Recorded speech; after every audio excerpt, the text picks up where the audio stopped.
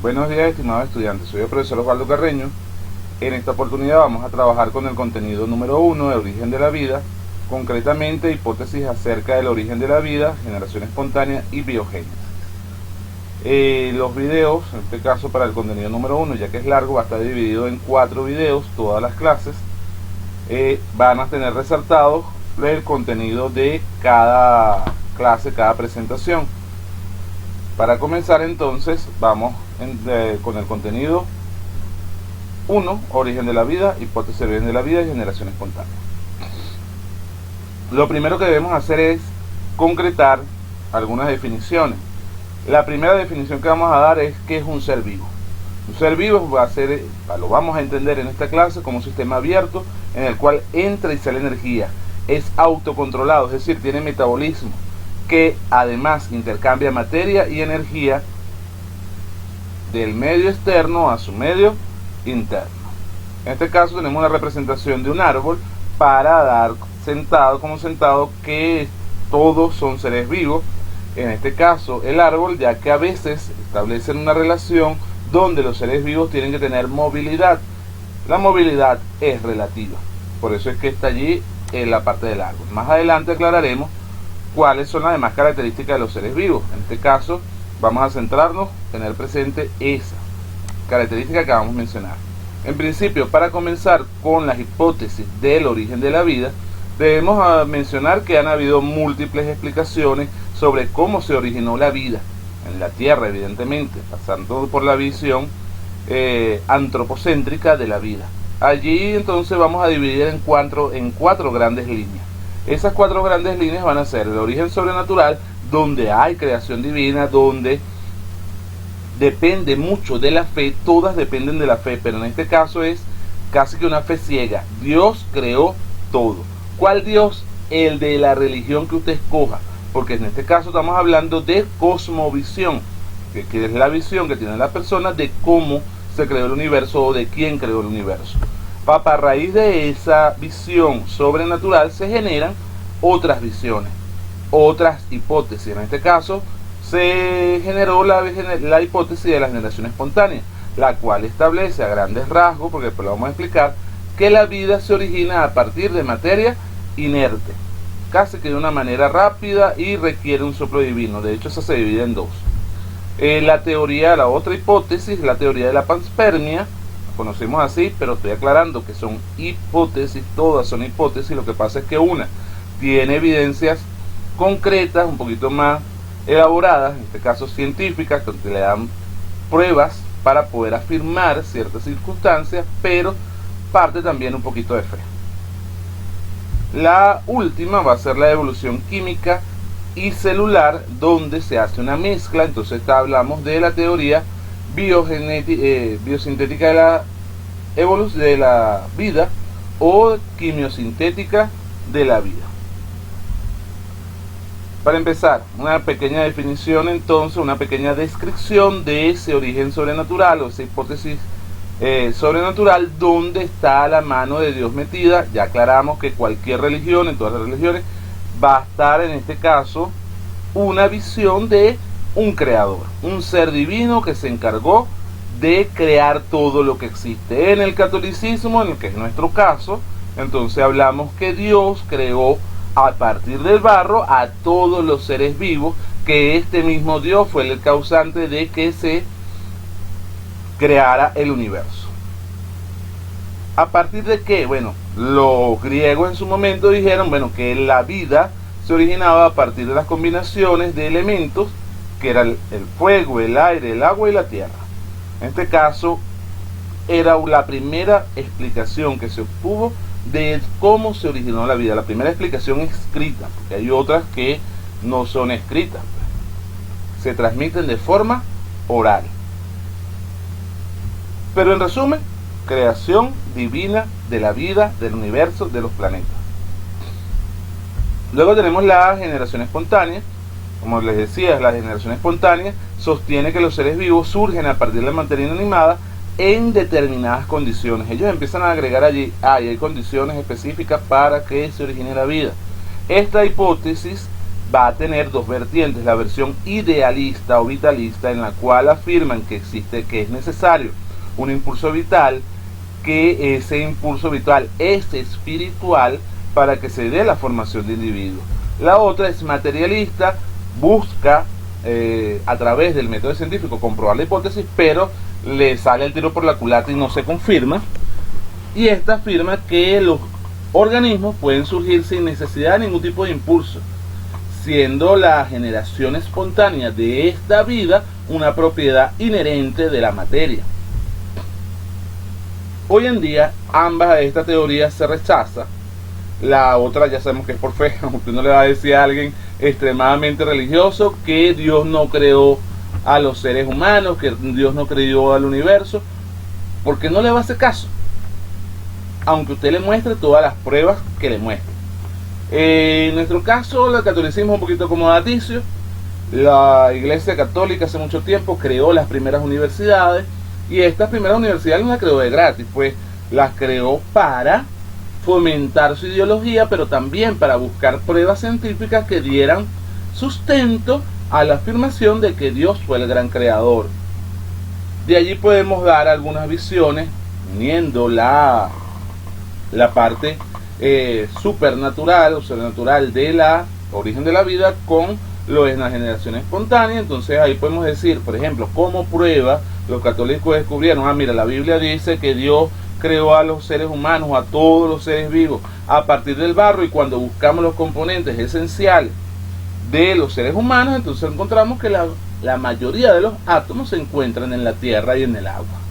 Entonces, algunos sustentos de esas explicaciones que posteriormente indican, nos dan pie a todos los científicos, que ahí no nos rebatimos, porque el científico no puede ser, no puede tener fe ciega, tiene que estar abierto a las explicaciones. La religión, después que uno encuentra una prueba, sí, pero Dios lo diseñó así.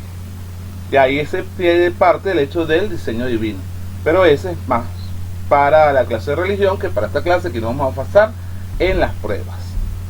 ¿Qué otra cosa, qué otros sustentos se le dio? ¿Quiénes empezaron a pensar en esa hipótesis de la generación espontánea? Bueno, en principio tenemos Platón y Aristóteles, ambos griegos, los cuales indicaron que había un principio activo. Ese principio activo provenía del sol, la carne y otros materiales en descomposición. En la Edad Media la Iglesia admitía la generación espontánea y proponía y hacía la propuesta que el espíritu vivificador provenía de Dios. Para 1668 Francesco Redi demostró que la teoría de la generación espontánea era errónea. Posteriormente Leeuwenhoek, Schwann y Pasteur apoyaron la hipótesis de Francesco Redi, porque bueno, empezaron a haber pruebas, y ante las pruebas los científicos reconocemos, mira, esto puede ser. La otra teoría que tenemos que discutir es la de la panspermia. Aquí básicamente los postulantes de la panspermia se lavan las manos y dicen, yo no voy a explicar cómo se originó, lo vamos a dejar que la vida se originó en el espacio y del espacio fecundó la tierra, y ahí está toda la vida que ha permanecido en la tierra, se debe a que llegó del espacio. No imaginen naves espaciales, siempre acostumbro a decirlo, son microorganismos que estaban protegidos en el espacio, que llegaron a algún asteroide o simplemente por polvo cósmico que siempre llega a la Tierra todos los días, las 24 horas del día. La última es la que tiene más evidencia para nosotros los científicos, en este caso para los biólogos, que plantea la evolución química y celular. Simple. Una serie de reacciones químicas que convirtieron la materia inerte con tiempo, muchos millones de años, y dieron la formación, en principio, de pequeñas moléculas que sí fueron imprescindibles para la evolución química, pero moléculas que se fueron uniendo a partir de esas reacciones químicas inorgánicas, que posteriormente pudieron unirse o se unieron de forma azarosa y dieron pie entonces a formas precelulares o a polímeros que dieron pie para que se formaran las primeras formas precelulares. Y estas primeras formas precelulares, una vez que se formó la vida, como decía una película de la Jurassic Park, la vida se abre paso. y al abrirse paso fue evolucionando, y de pequeñas células llegamos hasta lo que tenemos hoy en día, individuos multicelulares que están altamente organizados y que tienen metabolismos complejos. Ese sería el resumen. En concreto, entonces, podemos decir, Aristóteles planteaba en la antigüedad, como en la antigüedad se estudiaba a partir de lo que se observaba, y se propusieron muchas hipótesis. En este caso, sobre el origen de los seres vivos, han existido varias. Una de ellas, la de Aristóteles, que planteó, fue el primero que dijo, mira, la vida aparece de forma espontánea. Los seres vivientes se pueden originar de materia no viviente, es decir, de materia inorgánica.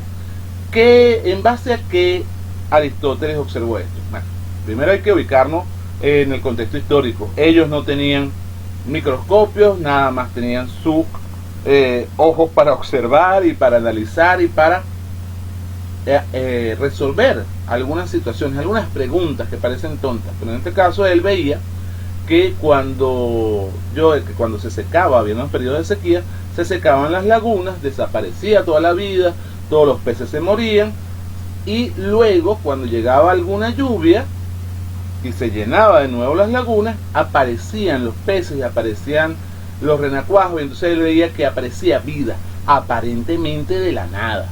Ojo, ya nosotros sabemos que allí probablemente estaban los huevos de los peces, los huevos de los anfibios presentes, estaban protegidos, y cuando tuvieron las condiciones ideales, se desarrollaron por completo y dieron pie a esos nuevos peces, formando un ciclo.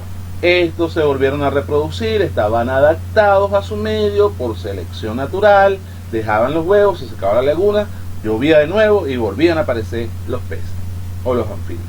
Él propuso entonces la generación espontánea y en su momento se denominó abiogénesis. ¿Qué significa eso? Vida sin un origen. Sería la definición epistemológica. Esta teoría se mantuvo durante muchos años, tan solo sería refutada por científicos como Spallanzani, Redi y Pasteur. Aunque muchos de ellos comenzaron creyendo en esa teoría, las pruebas científicas le dijeron, mira, no, esta teoría no me sirve para explicar cómo se originó la vida. Es así como Redi diseña un experimento. En este experimento él coloca carne en envases. Esta carne podrida, aparecían pequeños organismos blancos como gusanos, los mismos se alimentaban de la carne podrida. Los gusanos dejaban de moverse, se transformaban en pequeñas estructuras ovaladas, y notó que de estas estructuras aparecían moscas parecidas a las que se posaron primero en la carne. Entonces Redi formuló su hipótesis, donde planteaba que las moscas se habían desarrollado de los gusanos, que eran la descendencia de esas moscas originales. En 1668 Redi diseñó su experimento donde puso la carne en 8 frascos, 4 de ellos abiertos, otros 4 cerrados.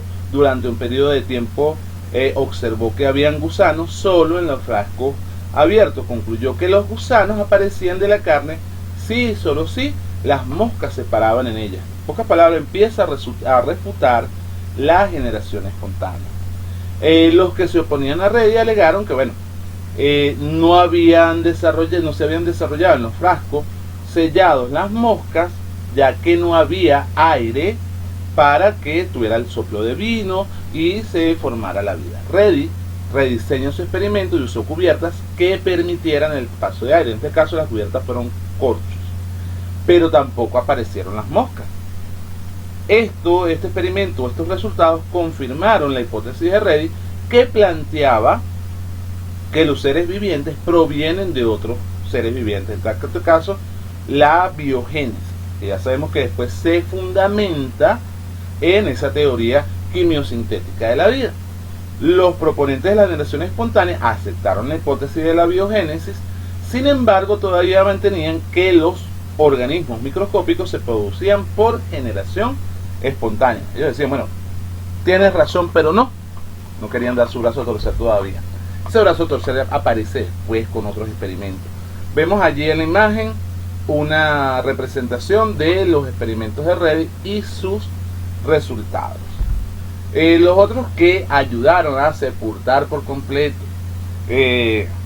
la hipótesis de la generación espontánea fueron Spallanzani y Pasteur. Sin embargo, Needham, que era un defensor de la generación espontánea, realiza un experimento, lleva a cabo numerosos experimentos donde hervía unos caldos de carne, sopa básicamente, los dejaban en base con tapones de corcho que no estaban bien ajustados, los volvía a hervir para matar los microorganismos, según él, pero pasados unos días, Needham observó la presencia de microorganismos en los caldos. Resulta que no se dio cuenta, hubo errores experimentales, que es parte de lo que tenemos que estar pendiente todo científico, de que se minimicen los errores experimentales. Simplemente no tapó bien los envases, y estos envases tuvieron paso de microorganismos, y estos microorganismos fueron los que dañaron la sopa como tal.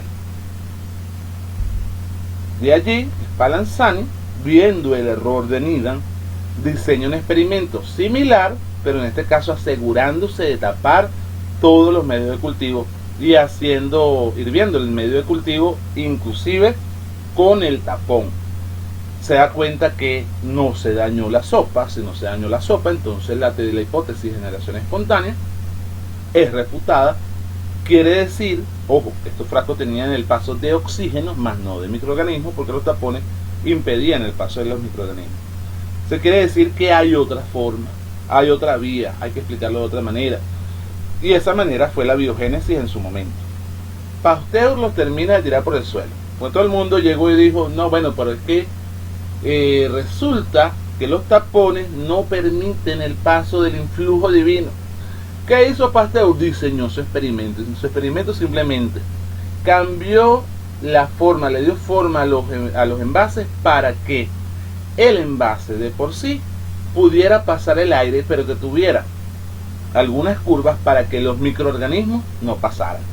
Con esto se sepultó la hipótesis de la generación espontánea, porque los envases diseñados por Pasteur no se descompusieron, no se desarrollaron microorganismos, aunque estaba abierto. Ahí los defensores de la generación espontánea se les cayó todo por el suelo, y entonces surge la hipótesis de la biogénesis, sustentada posteriormente por lo que aclaramos de la hipótesis quimiosintética de la vida.